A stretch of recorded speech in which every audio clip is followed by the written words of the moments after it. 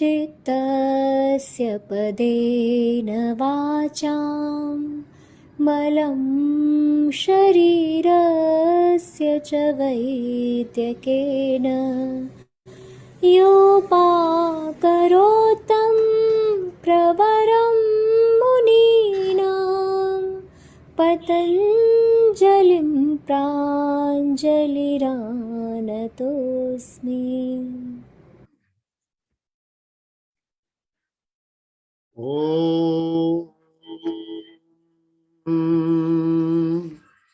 यो ब्रह्माणं विदधाति पूर्वं यो वै वेदांश्च प्रहिणोति तस्मै तद्गुंहदेवमात्मबुद्धिप्रकाशम् मुमुक्षुर्वै शरणमहं प्रपद्ये। ॐ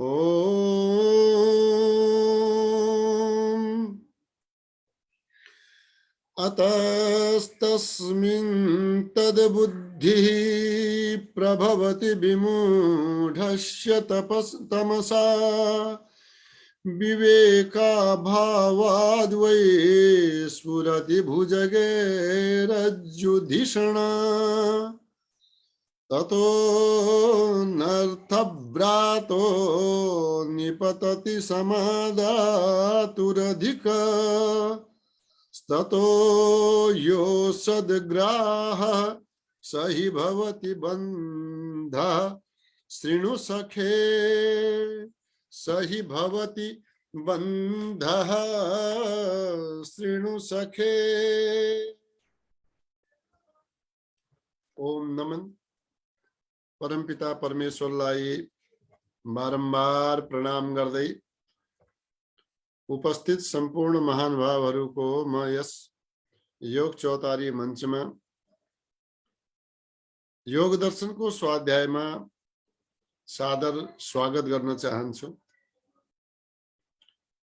परम पूज्य स्वामी जी महाराज और परम श्रद्धेय आचार्य जी महाराजमा नमन, अन्य संपूर्ण गुरुवर्गमा नमन, यहाँ उपस्थित गुरुवर्गमा नमन, संपूर्ण व्यवस्थापनलाई नमन गर्दै पुनश्च स्वागत गर्न चाहन्छु।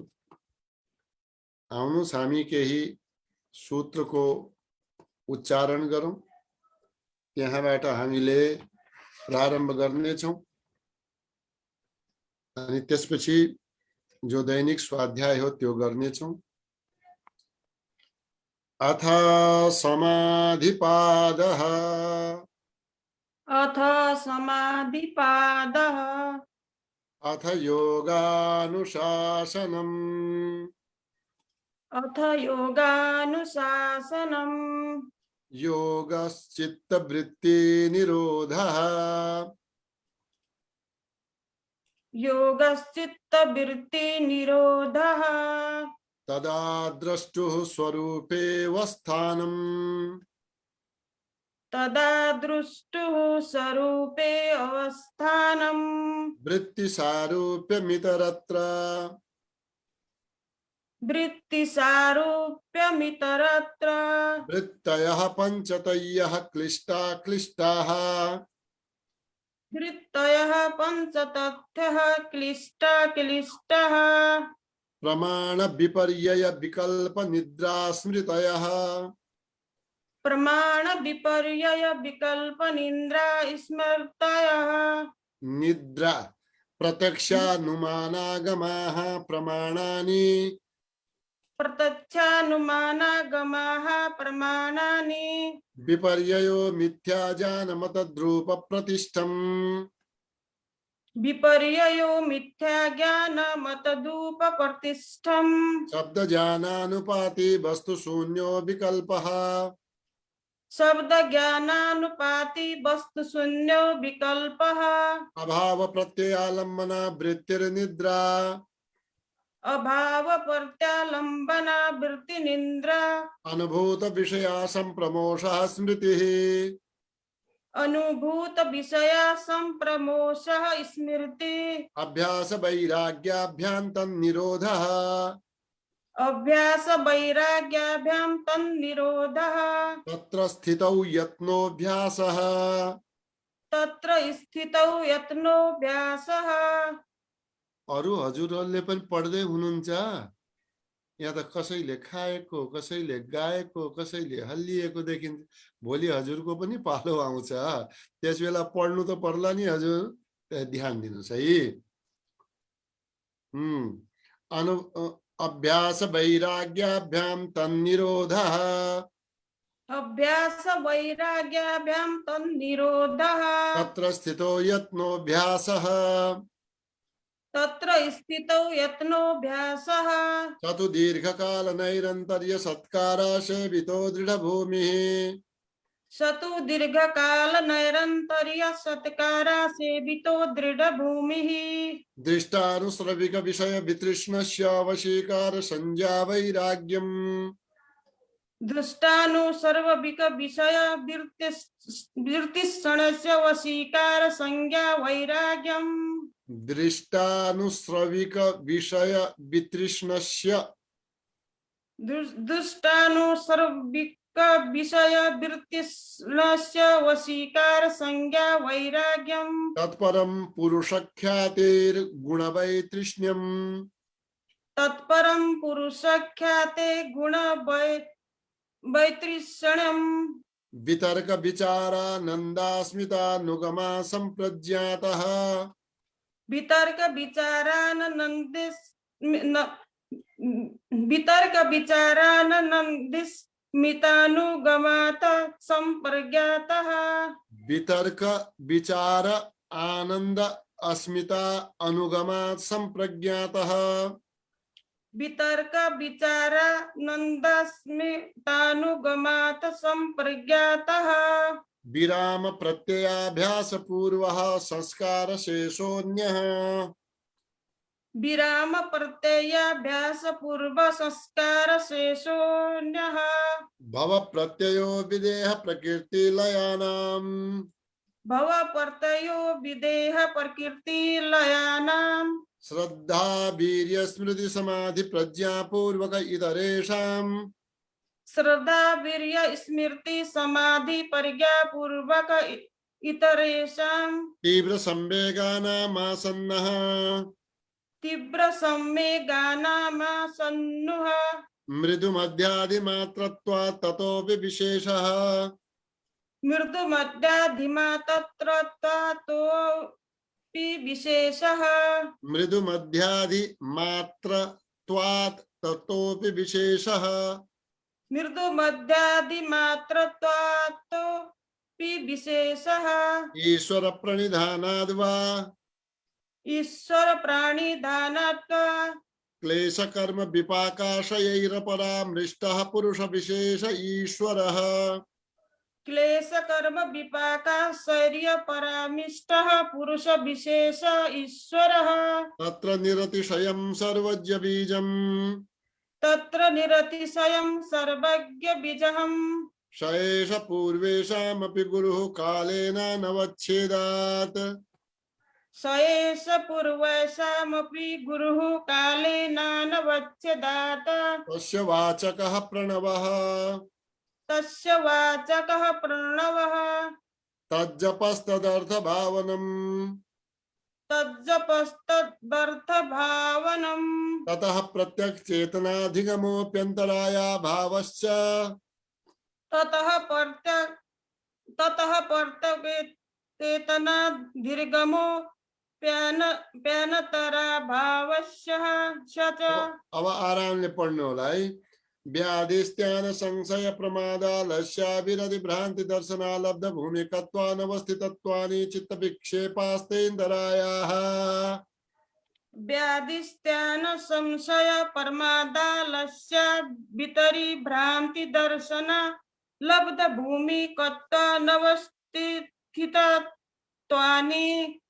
अच्छा धन्यवाद अहिले यहाँसम्म ल्याउँला कुरा ईश्वर प्रणिधानाद् वा तस्य वाचकः प्रणवः तज्जपस्तदर्थभावनम्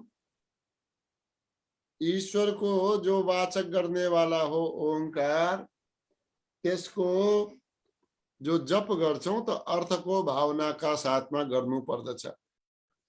अर्थको भावनाले के हुन्छ?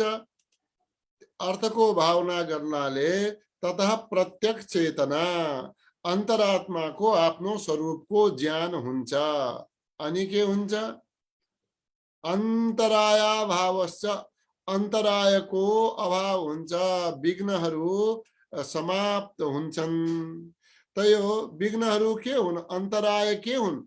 यहाँ हामी थियौं व्याधिस्त्यान संशय प्रमादा लस्या विरति भ्रान्ति दर्शना लब्ध भूमिकत्वा नवस्थितत्वानि चित्त विक्षेपास्तेन्तरायाः। यी 9 अन्तराय हुन्।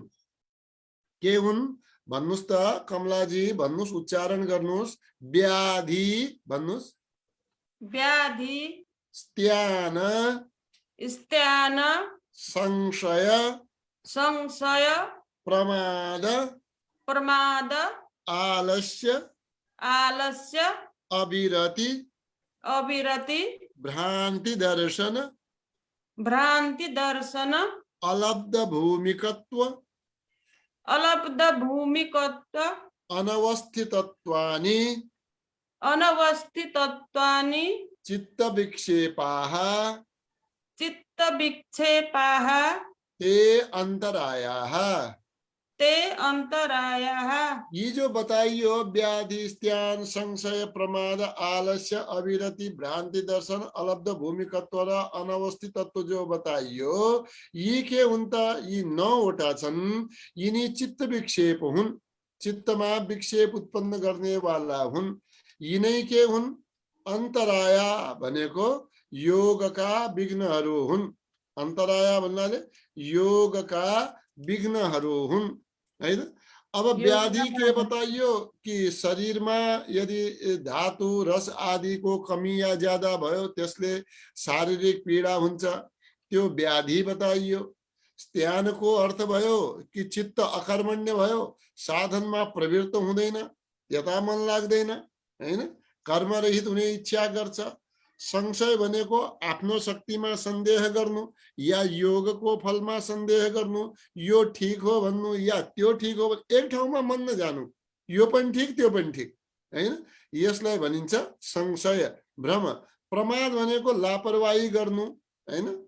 अनि आलस्य भनेको शरीरमा भारीपना हुनु, केही पनि काममा प्रवृत्त हुने इच्छा नहुनु, तमोगुण बढेको हुन्छ त्यसबेला। अविरति भनेको, विरति भनेको वैराग्य, अविरति भनेको वैराग्यको भाव नहुनु, हैन?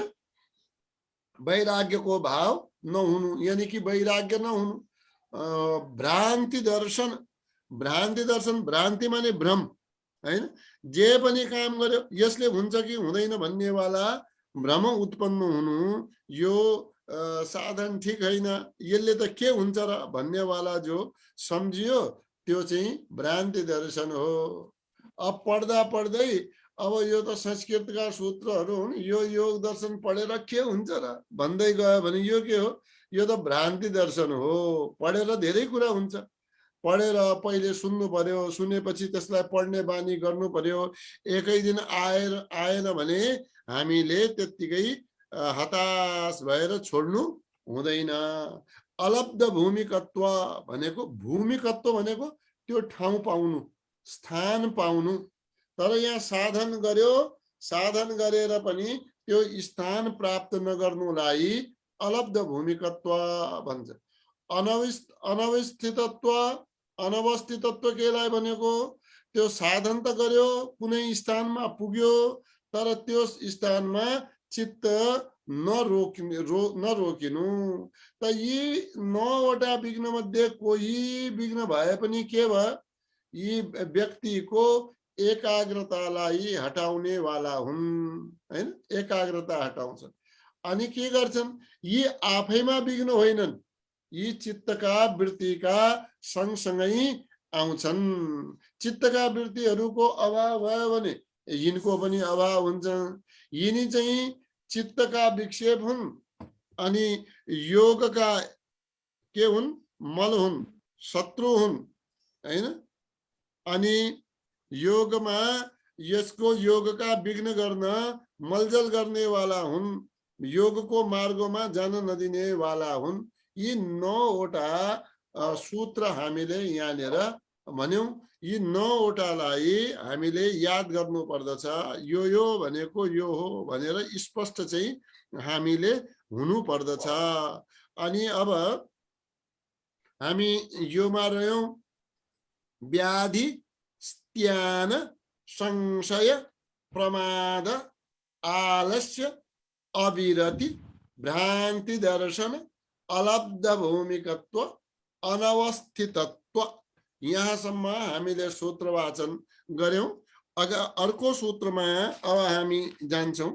अब यो एउटा कुरा के राख्नु होला भने अन्तिममा जो छ अनवस्थितत्व, कुनै ठाउँमा स्थित भयो भने के हुन्छ?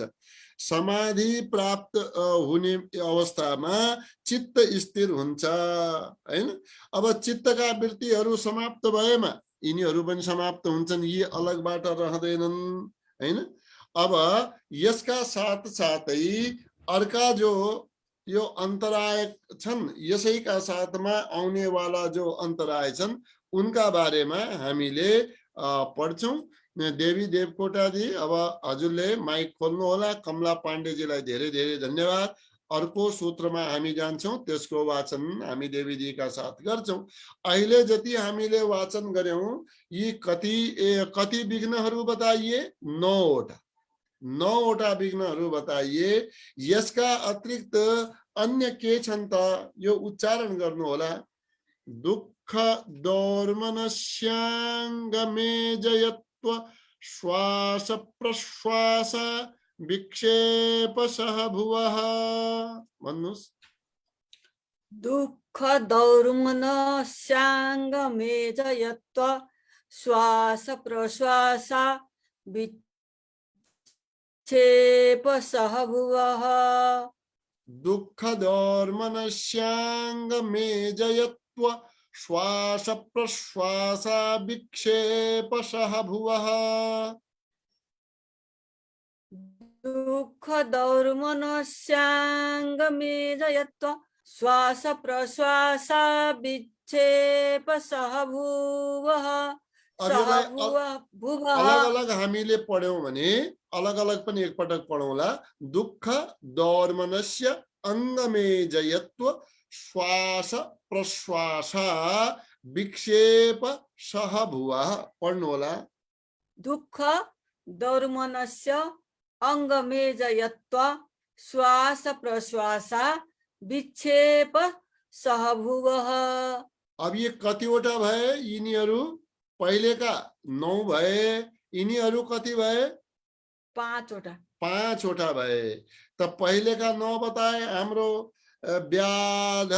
व्याधि, स्त्यान, संशय, प्रमाद, आलस्य, अविरति, भ्रान्ति दर्शन, अलब्ध भूमिकत्व र अनवस्थितत्व। यी 9 हुन्। यी चित्तका विक्षेप हुन्। अब उनीहरू नआए भने यी पनि के हुन्? यो जस्तै गाई अगाडि हिँड्दै गयो भने पछाडि के हुन्छ? त्यसका पछि बाछा बाछी दोग्रेर आउँछन् नि, हैन? गाईका पछि त्यसका सन्तति दोग्रेर आए जस्तै यी नआएपछि 5 पनि आउँछन्, हैन? यी बच्चा बाछी हुन् यो, हैन? त के बताइयो? दुःख दौर्मनस्य अङ्गमे जयत्व श्वास प्रश्वासः। यी दुःख नाम गरेको, दौर्मनस्य नाम गरेको, अङ्गमे जयत्व नाम गरेको, श्वास प्रश्वास र प्रश्वास नाम गरेका यी 5 वटा विघ्न हुन्, हैन?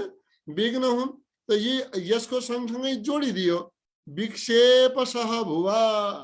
9 वटा विक्षेपका सँगसँगै यी आउने वाला हुन्, है? अब पहिले त के बुझौँ भने दुःख। अच्छा, सुख आयो भने हटाउन खोज्छ मान्छेले दिदी, हैन? सुख आयो भने हटाउन खोज्दैन। त दुःख केलाई हुन्छ? जसलाई चाहिँ आफू नजिक राख्न चाहदैन नि व्यक्ति, यो जाओस्। संसारमा जे पनि यो चाह्यो कि यो जाओस्, यो हटाओस्, यो मसँग नरहोस् हैन, त्यो नरहोस् भन्नेवाला जुन कुरा हो नि त्यो दुःख हो। अब हामीले आफ्नो जीवनमा विचार गरौँ, जसलाई हामीले भन्छौँ यो चाहिँ हाम्रा सामुन्ने नरहोस्, त्यो के भयो? त्यो दुःख भयो। यानी कि जसबाट पीडित भएर प्राणी त्यसलाई हटाउने प्रयत्न गर्दछन् त्यो के हो?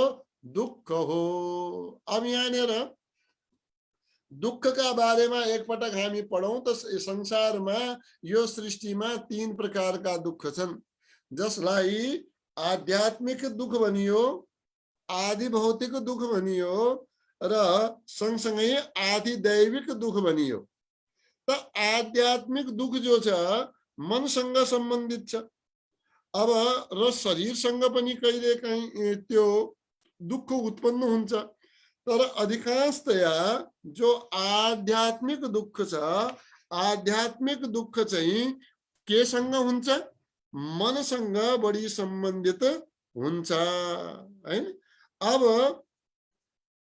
दुःख आध्यात्मिक बताओ, शारीरिक मानसिक रूपमा दुःख हुनु आध्यात्मिक दुःख हो।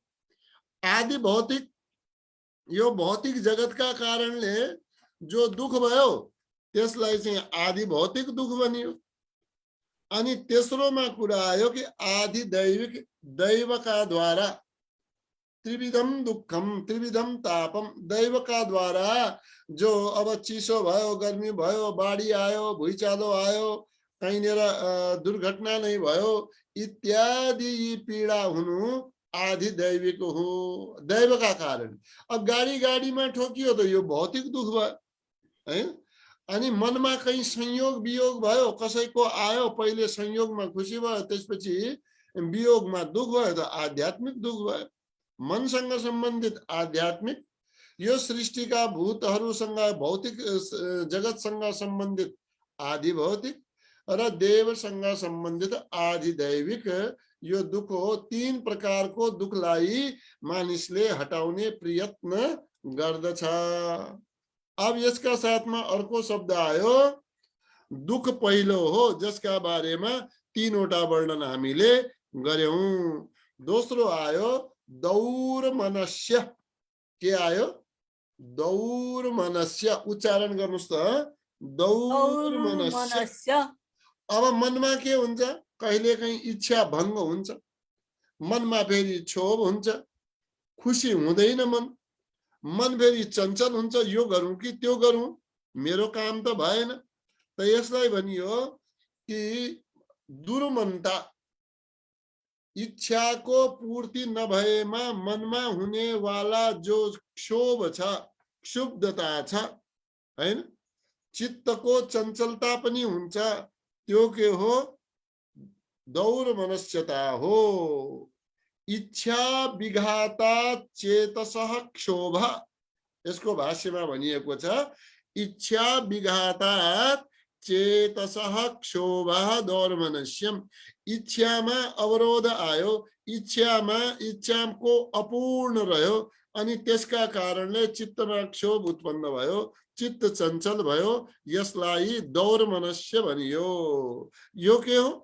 5 वटा 9 पछिका 5 वटा जो अन्तराय बताइरहेका छौं, यी 5 वटा अन्तरायमा दोस्रो हो।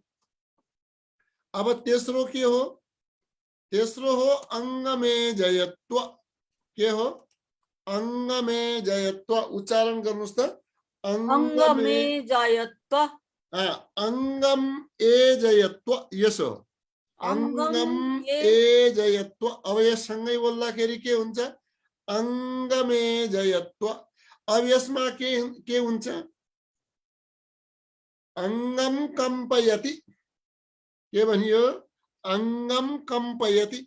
शरीरका अंगमा विविध कारणले के हुन्छ? कंपन उत्पन्न हुन्छ, काप्दछ शरीर। जिउ कापेको अवस्था के हो? अंगमेजयत्व हो। यस यो पनि के हो? योगको मार्गमा, योगको साधनमा के हो? विघ्न नै हो। अंगमेजयत्व। अहिलेसम्म कति पढ्यौं? दुःख पढ्यौं, आध्यात्मिक आदि भौतिक र आदि दैविक दुःख पढ्यौं। दौर्मनस्य भनेको इच्छा भङ्ग हुनु, मनमा क्षोभ हुनु, चित्त चञ्चल हुनु, अंगम एजयत्व, अंग एजयत एजति कंपने को हिसाब, एजति को अर्थ के भयो? कंपन हुनु। तो शरीर का अंगहरू कंपन हुनुलाई एजयत्व भन्छ। के शरीर का अंग अंगमेजयत्वम। अब चौथो श्वास, पांचौं हो प्रश्वास। श्वास का बारे में के भनियो? अब इच्छा बिना बाहिरी वायु भित्र आउनु। प्राणायाम गरेको छ, रोकेको छ, श्वास रोकिँदैन हैन। अनि त्यस्तै रोकेको छ, बाहिर जान्छ, रोक्न सकिँदैन। त इच्छा बिना बाहिरी वायु भित्र आउनु त्यो पनि विघ्न हो। बिना इच्छा भित्रको वायु बाहिर जानु त्यो पनि विघ्न हो। त यसलाई प्राणो यद्बाह्यम वायुम आचामति, जो बाहिरको प्राण वायु भित्र आउँछ र भित्रको जो बाहिर जान्छ त्यो प्रश्वास हो। भित्र आउनु श्वास हो। अब यसमा पनि नियन्त्रण नहुनु, यी श्वास प्रश्वासमा पनि नियन्त्रण नहुनु के हो? यो योगका मार्गको विघ्न हो। अब यी सबै दुःख, दौर्मनस्य, अंगमेजयत्व, श्वास र प्रश्वास, ये विक्षेप सहभुव, ये 9 प्रकार का जो विक्षेप छन्, विक्षेप का सँगसँगै यी आउने वाला हुन् हैन। योग का के हुन्? विघ्न हुन्। ल यसलाई एकपटक पढ्नु होला। यो सूत्रलाई फेरि 31 नम्बर सूत्र। दुःख दौर्मनस्यांग मेजयत्व श्वास प्रश्वास विक्षेप सहभुवः। अब यहाँ बताइए कि 9 प्रकार का चित्त का विक्षेप, जो चित्तलाई यथाउता फालिदिने वाला, चित्तमा क्षोभ उत्पन्न गराउने वाला, चित्तमा चञ्चलता उत्पन्न गराउने वाला। चञ्चलताले के हुन्छ? आज पढौं पढौं, भोलि नपढौं के हुन्छ हैन। चञ्चल त त्यही हो त। नभए नियमित हिसाब के हुन्छ? नियमित भए त पढ्छु भनेपछि पढ्छु हैन। अब चञ्चल चित्तले के गर्छ? पढ्ने नपढ्ने, पढ्ने नपढ्ने, यस प्रकारको धारणा जान्छ। त दुःख दौर्मनस्य अंगमेजयत्व श्वास प्रश्वास विक्षेप सहभुव, यो एउटा 31 नम्बरको सूत्र हामीले दिदीका साथमा पढ्यौं। धेरै धेरै धन्यवाद दिदी। अब यस्तै बद्री नेपालजी अघि हुनुहुन्थ्यो। यदि बद्री नेपालजी हुनुहुन्छ भने उहाँलाई हेर्नु होला। आदरणीय प्रतिभाजी, मैले अर्को सूत्र यहाँका सामुन्ने देखाइरहेको छु। यो सूत्र अब आयो। अब यहाँनिर कुरा के गरियो भनेपछि योगका विघ्नका रूपमा 9 वटा विघ्न, मूल विघ्न बताए, जो चित्तका विक्षेप हुन्। अनि 9 का सँगसँगै अब 5 वटा ती सँगसँगै आउने वाला विघ्नहरू बताइए। अब यसलाई हटाउन यी विघ्नहरू 9 र 5 14 भए। यी हटाउन के गर्नुपर्छ? हामी सधैँ सूत्रहरू सुनिरहन्छौँ। के सुन्छौँ भनेपछि कि विघ्नहरूलाई हटाउनु पर्छ। अनि कुन सूत्र हामीले सुन्छौँ कि तत्प्रतिषेधार्थम एकतत्वाभ्यासः। कमलाजी माइक खोल्नु होला। कमला तिमसिना जी। तत्प्रतिषेधार्थमेकतत्वाभ्यासः उच्चारण गर्नु होला। तत्प्रतिषेधार्थमेकतत्वाभ्यासः। तत्प्रतिषेधार्थमेकतत्वाभ्यासः। तत्प्रतिषेधार्थमेकतत्वाभ्यासः। यसलाई छुट्याएर पढ्यौं भने के होला? तत् प्रतिषेधार्थम एकतत्व अभ्यासः। भन्नुस्।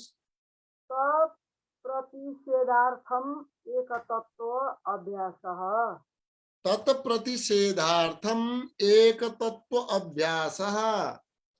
तत् प्रतिषेधार्थम एकतत्व अभ्यासः। अब यहाँनिर के भयो? तत् प्रतिषेधार्थम एकतत्व अभ्यास। तत् भनेको के हो?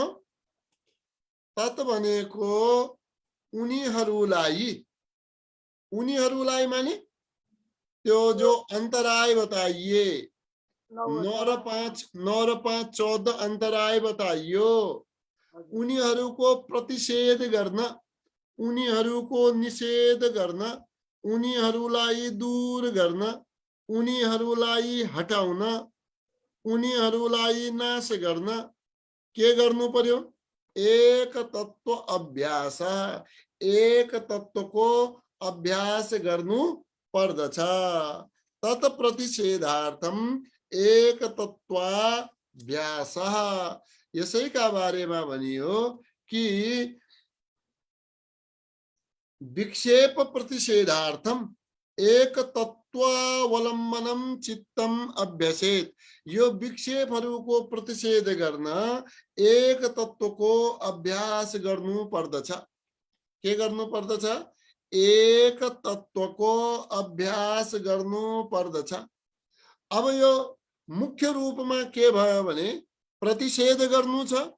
प्रतिषेध माने हटाउनु, रोक्नु, निषेध गर्नु, प्रतिषेध गर्नु, आफू नजिक आउन नदिनु। त यसका लागि अन्तिममा के भयो भनियो हेर्नुस् त, अभ्यास हैन? अभ्यास त गर्नै पर्ने हो। अभ्यास बिना काम छैन।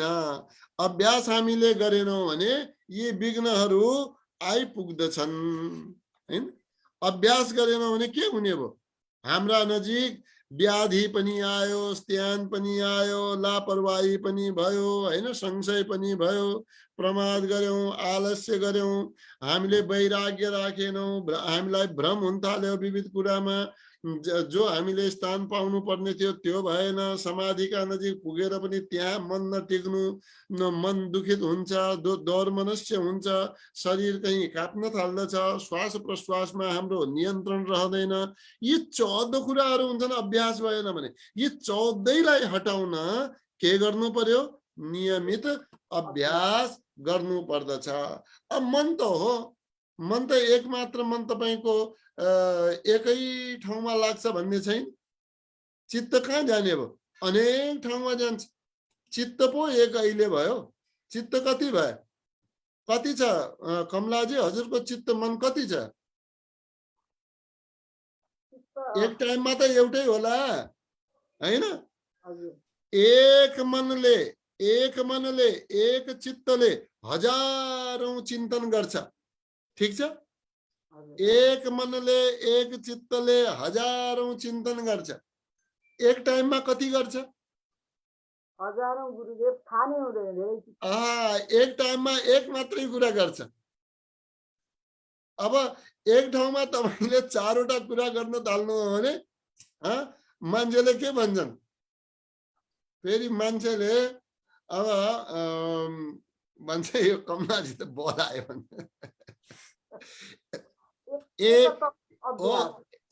त्योमा आउँछु। तर चित्तले अनेक विषयहरूको चिन्तन गर्छ, यो पक्का हो। विषय अनेक भए तर एक पटकमा त एकै गर्छ। अब जो एक पटकमा एक विषयको चिन्तन गर्छ, विषय के हुन्छन्?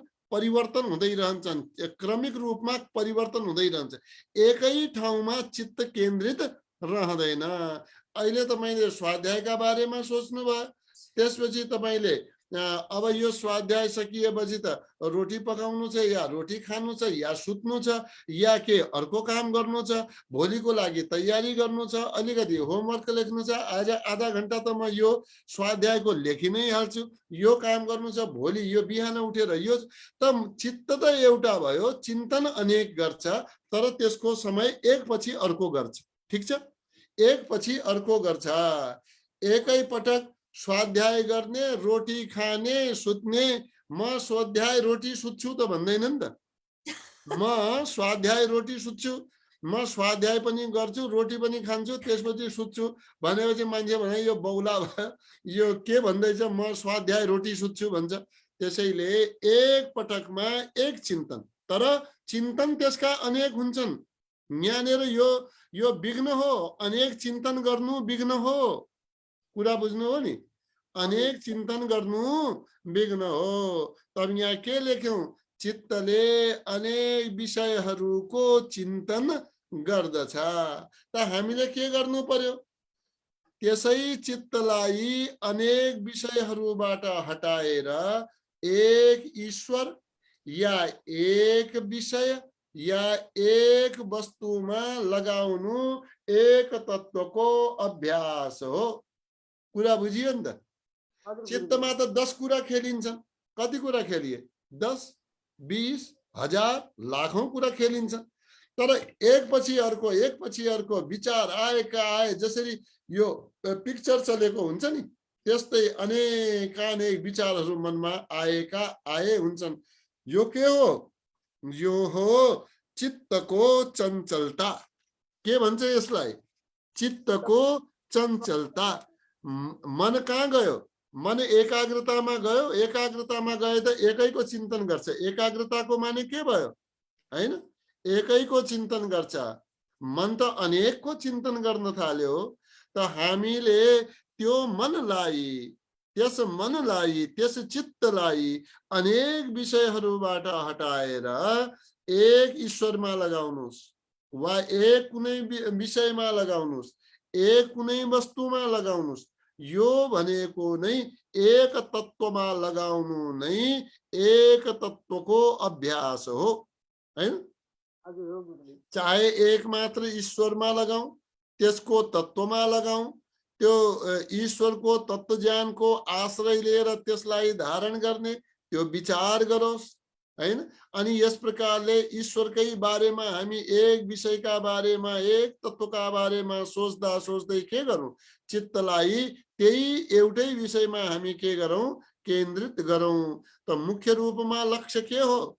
लक्ष्य यो हो कि चित्तको एक एकमा जाने वाला जो प्रवाह छ, जो बहाव छ, एक एकमा जान्छ, एक एक गरेर अनेकमा जान्छ। त्यो प्रवाहलाई रोक्नु पर्दछ, हैन? अब हामीले के गर्छौं?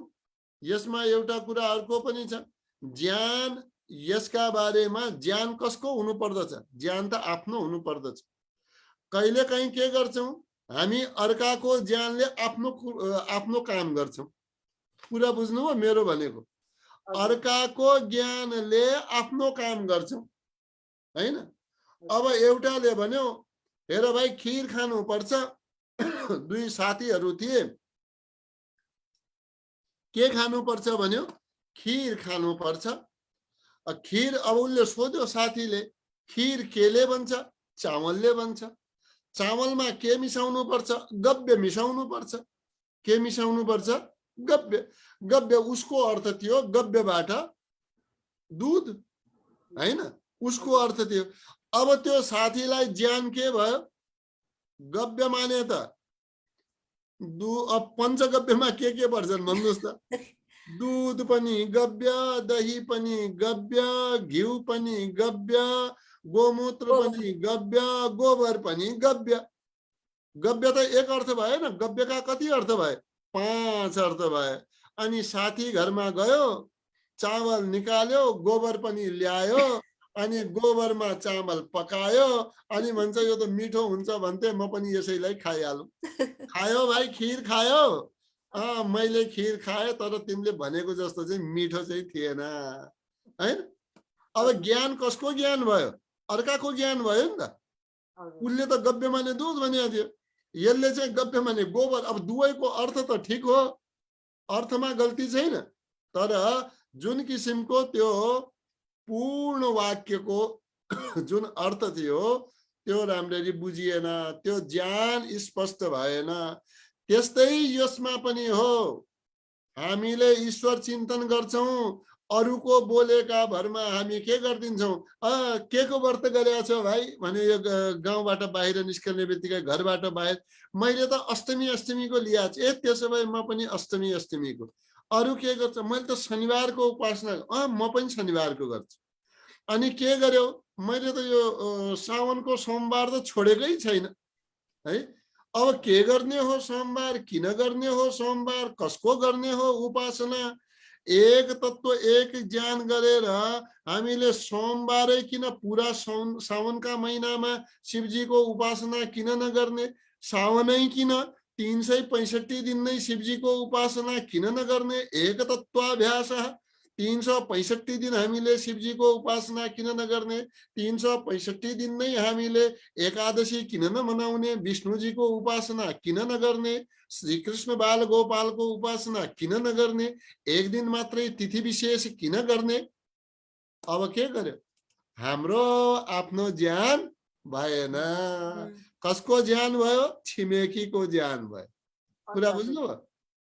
त यस्तै चित्तलाई अनेक विषयबाट हटाएर एक ईश्वरीय एक विषयमा एक वस्तुमा ज्ञानपूर्वक, त्यहाँनिर शब्दिनुस् थप्दिनुस्, त्यहाँ ज्ञानपूर्वक एक तत्वको अभ्यास हो। ज्ञानपूर्वक लगाउनु, एक वस्तुमा ज्ञानपूर्वक लगाउनु। कसरी हटाउनु पर्छ, चित्तलाई अनेक विषयबाट हट्छ। हजुरले भन्ने बित्तिकै अनेक विचार जो मनमा आउँछन् हराउँछन्, हराउँदैनन्, आएका आए हुन्छन्। त्यसैले त सतु दीर्घकाल नैरन्तर्य सत्कार आसेवितो दृढ भूमि, श्रद्धा पूर्वक गर्नु पर्यो, निरन्तर गर्नु पर्यो, दीर्घकालसम्म गर्नु पर्यो। केमा, एक तत्व अभ्यास हैन।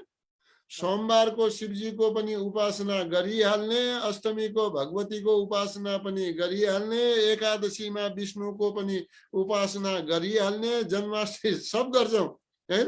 प्रत्येक दिन हामी उपासना गरौं। कब गरौं, प्रत्येक दिन हैन।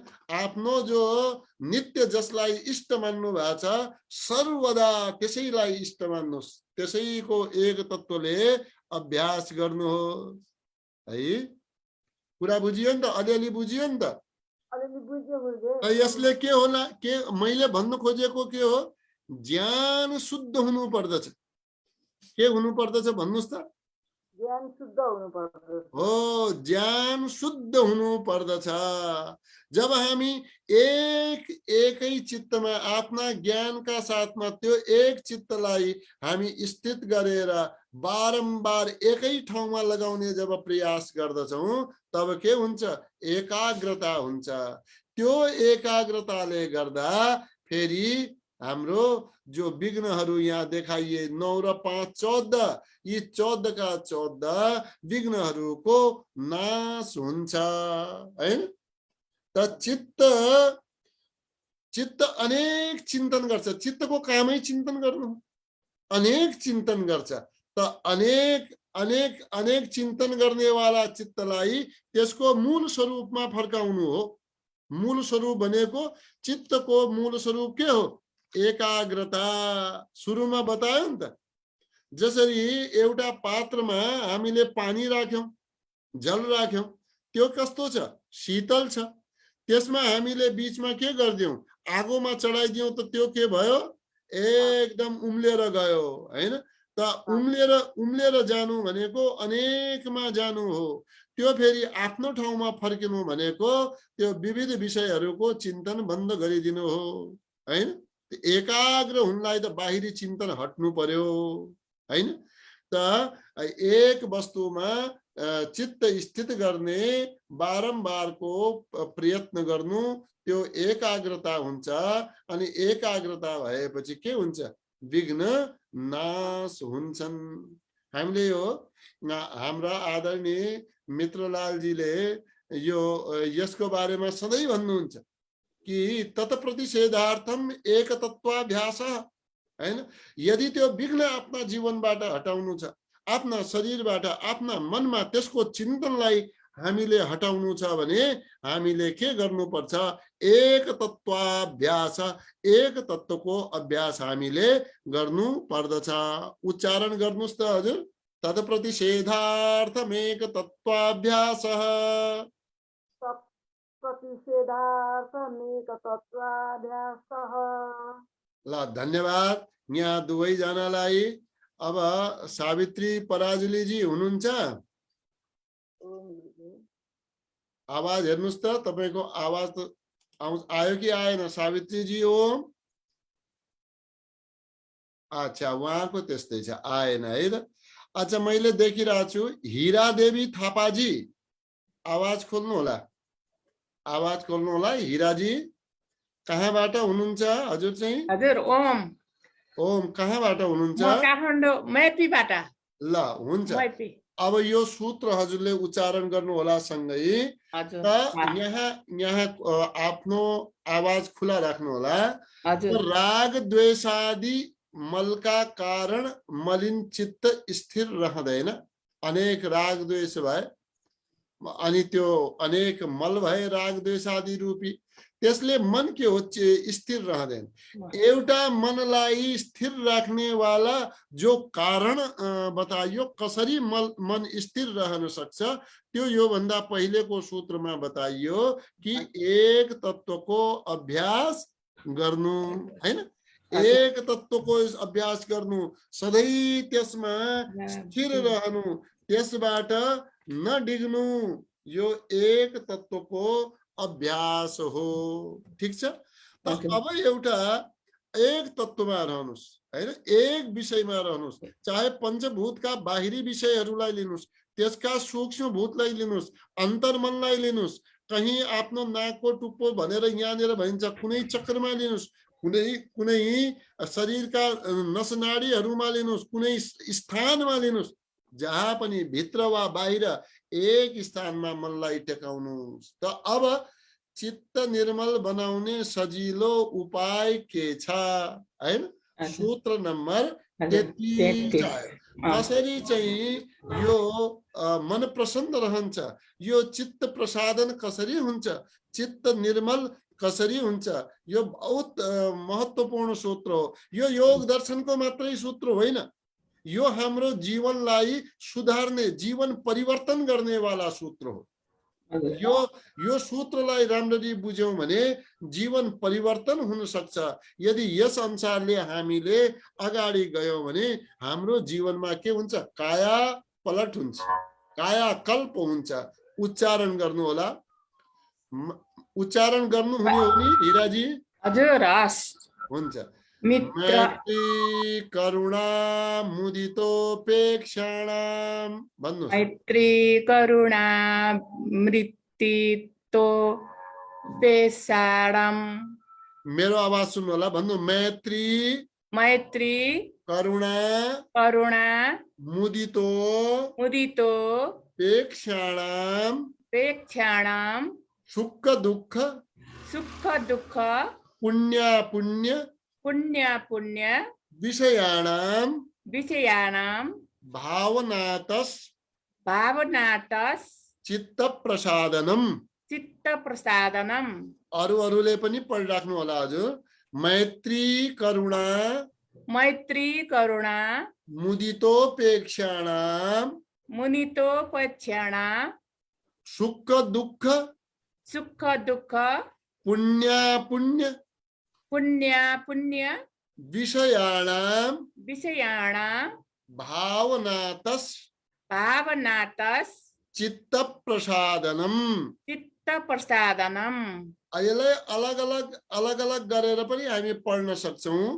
मैत्री करुणा मुदिता उपेक्षाणाम सुख दुःख पुण्य अपुण्य विषयाणाम भावनातः चित्त प्रसादनम।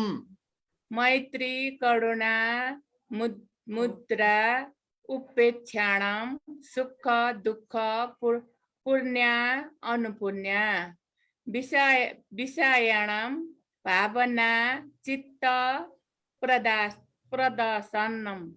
प्रसादनम। हिराजी लेख्दै गर्नु होला, अभ्यास गर्दै गर्नु होला है त। सावित्रीजी यहाँ पनि उच्चारण गर्नु होला। मैत्री करुणा मुदिता उपेक्षाणाम सुख दुःख पुण्य अपुण्य विषयाणाम भावनातः चित्त प्रसादनम भन्नुस्। मैत्री करुणा मुदितोपेक्षाणाम सुख दुःख पुण्य पुण्य विषयाणाम भावनात चित्त प्रसादनम। प्रसादनम। अब यो एउटा कुरा आज गजब के थियो भने यो पढ्दा पढ्दै यो यहाँनिर के अर्थ आयो पहिले त अर्थ भन्छु। एउटा मलाई चाहिँ पढ्दा पढ्दै चाहिँ 4 वटा लाइन आएछन् के आज, अनि मैले म बिर्सिहाल्छु, अनि मैले लेखेछु त्यसलाई। अहिले म यहाँहरूलाई सुनाउँछु यसैका बारेमा। त यहाँनिर के अर्थ आयो भने मैत्री करुणा मुदितोपेक्षाण, यी 4 वटा कुरा छन्। मैत्री करुणा मुदिता र उपेक्षाको, ठिक छ। मैत्री करुणा मुदिता र उपेक्षाको सुख दुःख पुण्य विषयाणाम, सुखी दुखी पुण्यात्मा र पापी प्राणीहरूका विषयमा भावनातः, भावना गर्नाले, हैन, भावना गर्नाले चित्त प्रसादनम, के हुन्छ, चित्तमा प्रसन्नता हुन्छ, हैन। त यसको भाव के हो? यसको भाव यस प्रकारले हो। पहिले त म यहाँहरूलाई यो मेरो लेखाइमा कति बुझिन्छ, अब लेख्दा लेख्दै मेरो हिन्दीमा लेखिएछ है, लेख्दा लेख्दै हिन्दीमा लेखिएछ। अच्छा, मैले कस्तो लेखेछु सुन्नु होला, यसैको अर्थ हो। सुखी से तो प्रीति, दुखी पर दया रे, पुण्यों से खुशियाली, पापी का त्याग रे। सुखी से तो प्रीति, दुखी पर दया रे, पुण्यों से खुशियाली, पापी का त्याग रे। ये करके देख ले जरा तू विचार ले, ये करके देख ले जरा तू विचार ले, कृपा ये प्रभु की है जीवन खुशहाल रे, कृपा ये प्रभु की है जीवन खुशहाल रे। सुखी से तो प्रीति, दुखी पर दया रे, पुण्यों से खुशियाली, पापी का त्याग रे, पापी का त्याग रे। यो लेखेछु मैले, अनि यो बोल्दा बोल्दै यो शब्द मेरा आएछन्, हैन। त अब यहाँनिर यसैको विषयमा मैले कुरा गर्न चाहन्छु। अब यो यसका बारेमा त फेरि कुरा गरौँला यसपछि, हामी 9:30 बजेपछि। अहिले यसको अर्थ एकपटक अझ मैले यहाँहरूसँग दोहोर्याउँछु कि मैत्री करुणा मुदिता र उपेक्षाको सुखी दुखी पुण्यात्मा र पापी प्राणीहरूका विषयमा भावना गर्नाले चित्त प्रसन्न हुन्छ। अब कसरी हुन्छ चित्त प्रसन्न? यसलाई फेरि यहाँनिर अर्थ सहित दिएको छ कि सुख विषय मैत्री। पहिले सूत्र के थियो? मैत्री करुणा मुदिता उपेक्षा। 4 लाइन लेख्नुस् माथि। मैत्री करुणा मुदिता उपेक्षा, अनि त्यसको तल लेख्नुस् सुख दुःख पुण्य अपुण्य। तब चाहिँ अर्थ आउँछ है। अब सुख विषय मैत्री, सुखका विषयमा के गर्नु? मैत्री गर्नु। दुःख विषय करुणा, दुःखका विषयमा करुणा गर्नु। पुण्य विषय मुदिता, पुण्यका विषयमा मुदिता माने प्रसन्नता व्यक्त गर्नु। अपुण्य विषय उपेक्षा, अपुण्यको विषयमा उपेक्षा गर्नु। एतेषां भावनातः, यिनीहरूमा यस प्रकारको भावना गर्नाले चित्तस्य प्रसादनम, चित्तमा प्रसन्नता हुन्छ। अब 4 भावनाहरू भए। कस्ता भावना? मित्रताको भावना, करुणाको भावना, प्रसन्नताको भावना, हैन, अनि उपेक्षा। ठीक छ? अनि उपेक्षा। अब यहाँनिर के भयो त? कस्ताप्रति मित्रताको भावना राख्नु। हामीले के गर्छौं, कोही सुखी मान्छे देख्छौं, सुखी मान्छे आफ्नो मस्तले जीवन जिरहेछ, हामी ईर्ष्या गर्छौं। त के गर्नु, ईर्ष्या नगर्नु हैन, ईर्ष्या नगर्नु। त सुखी मानिसहरूप्रति मित्रताको भावना राख्नु, ईर्ष्या नगर्नु। अनि दुखी प्राणीहरूप्रति के गर्नु, दया गर्नु। हामी कोही दुखी भए, असहाय भए भने मान्छेले के गर्न थाल्छ, धेरैलाई हामीले देखेका छौं, असहाय भयो भने हाँस्छ हैन, असहाय व्यक्तिप्रति हाँस्न थाल्छ। त्यसैले हाँस्नु हुँदैन, दुखी प्राणीहरूप्रति दया गर्नु पर्दछ। यो दोस्रो सूत्र भयो। जीवनमा यदि प्रसन्नता चाहियो भने, पुण्यात्मा कहीं राम्रो काम भइरहेछ, राम्रो कर्म कसैले गरिरहेछ भने त्यहाँनिर हामीले केही गर्न नसके पनि प्रसन्नताको भावना राख्ने। कस्तो भावना राख्ने, प्रसन्नताको भावना राख्ने।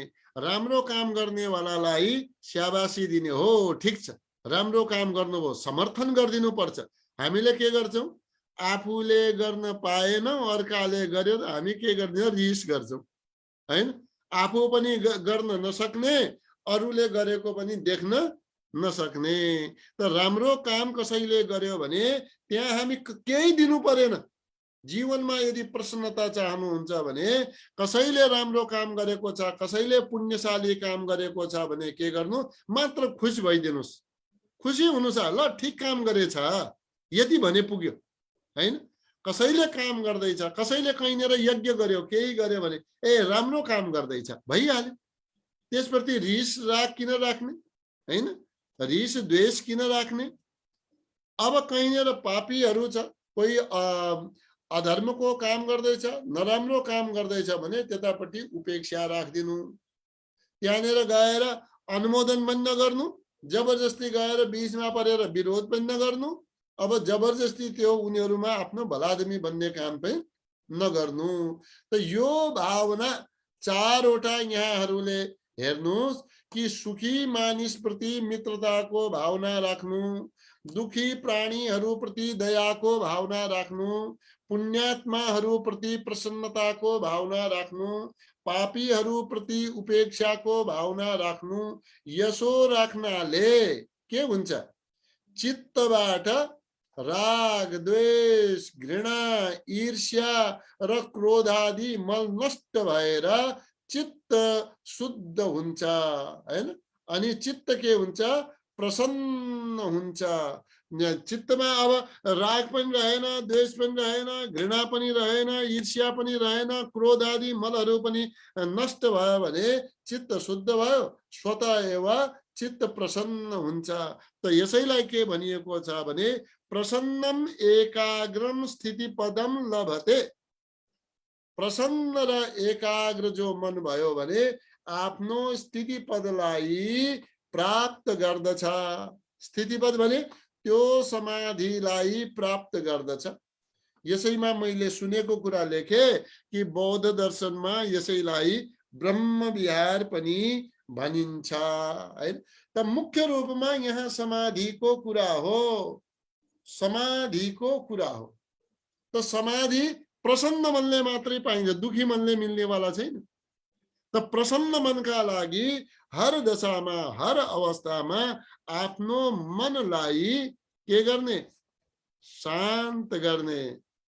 अलग अलग अवस्थामा सुखी व्यक्तिलाई देखेपछि कस्तो व्यवहार गर्ने, दुखी व्यक्तिलाई देखेपछि कस्तो व्यवहार गर्ने, पुण्यशाली व्यक्तिलाई देखेपछि कस्तो व्यवहार गर्ने, अनि पापी व्यक्तिहरूलाई देखे भने कस्तो व्यवहार गर्ने, यो सबै त बुझ्नु पर्यो नि। कोही सुखी छ मित्रता गर्नुस् त्यसप्रति, दुखी छ त्यसप्रति दया करुणा त देखाउनुस्। सहयोग गरे नगरे पनि कमसे कम करुणाको भावना त त्यहाँ आओस्। अनि पुण्यात्मा कहीं राम्रो काम भइरहेको छ भने त्यस अवस्थामा प्रसन्नताको भाव व्यक्त गरिदिनुस्। अनि पापीहरूप्रति उपेक्षाको भावना राख्नाले चित्तबाट यी राग द्वेष आदि समाप्त हुन्छन्, चित्त शुद्ध हुन्छ। चित्त शुद्ध भएपछि चित्त प्रसन्न हुन्छ। प्रसन्न मनमा अनेक विचार आउँदैन, एक तत्वको अभ्यास हुन्छ। प्रसन्न मन समाधिस्थ हुन्छ है। प्रसन्न मन के हुन्छ? समाधिस्थ हुन्छ। त यहाँनिर हामीले कुरा कहाँबाट प्रारम्भ गर्यौं कि विघ्नहरू हटाउन एक तत्वको अभ्यास गर्नु पर्दछ। यहाँनिर हामीले प्रारम्भ गर्यौं, एक तत्वको अभ्यास हामी यहाँ गरौं, अनि एक तत्वको अभ्यास गर्दा गर्दै आफ्नो पनि चित्त प्रसन्न कसरी होस् यसका लागि मित्रता गरौं, सुखीमा दुखीमा करुणा गरौं, पुण्यमा प्रसन्न हौं, अपुण्य विषयमा हामी के गरौं? उपेक्षा गरौं। यो भावनाले चित्त प्रसन्न हुन्छ। त यी 3-4वटा सूत्रमा हामीले आज चर्चा गर्यौं र यसपछि यहाँहरूका अन्य केही जिज्ञासा र कुराकानी भयो भने आज हामी 5-10 मिनटका लागि समय उपलब्ध गराउनेछौं। आजका लागि नियमित योग दर्शनको कक्षाबाट आज हामी विराम दिन्छौं। सबैलाई धेरै धेरै प्रणाम, नमन, शुभरात्रि। ओम